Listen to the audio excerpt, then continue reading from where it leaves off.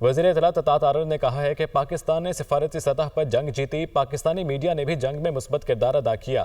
بھارتی میڈیا کی دنیا میں جگ ہنسائی ہوئی، عالمی جریدوں نے بھی بھارتی پروپیگنڈے کو بے نقاب کیا۔ فیلڈ مارشل سید عاصم منیر کی بہترین حکمت عملی نے پاکستان کے وقار کو بلند کیا۔ مارکہ حق آپریشن بنیاد مرصوص تاریخ میں یاد رکھا جائے گا۔ فتنہ الہندوستان بلوچستان میں دہشت گردوں کو سپورٹ کرتا ہے۔ جعفر ایکسپریس واقعے کے پیچھے بھی فتنہ الہندوستان تھا۔ بھارت کی دہشت گردی کی پالیسی زیادہ دیر نہیں چلے گی۔ مٹھی بھر فتنہ الہندوستان کے دہشت گردوں کا خاتمہ ضرور ہوگا۔ پاکستان اور خوشحالی، بلوچستان میں امن بھی ضرور آئے گا۔ پاکستان نے نہ صرف ڈپلومیٹک فرنٹ، نیریٹو فرنٹ پہ بھی بھرپور طریقے سے یہ جنگ جیتی۔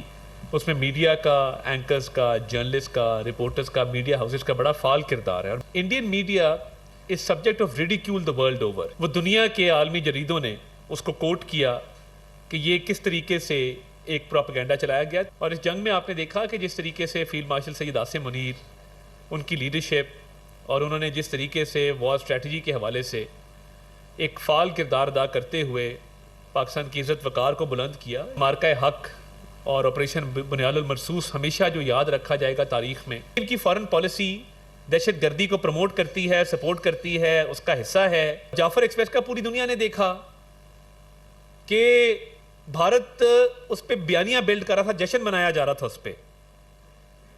تو یہ جو دہشت گردی کی ان کی پالیسی ہے یہ نہیں چلے گی کہ یہ دہشت گرد مٹھی بھر ریاست پاکستان کا کچھ نہیں بگاڑ سکتے انشاءاللہ تعالیٰ۔ اور فتنہ الہندوستان کا خاتمہ ہوگا، بلوچستان پرامن بنے گا، بلوچستان اپنا پوٹینشیل ریئلائز کرے گا۔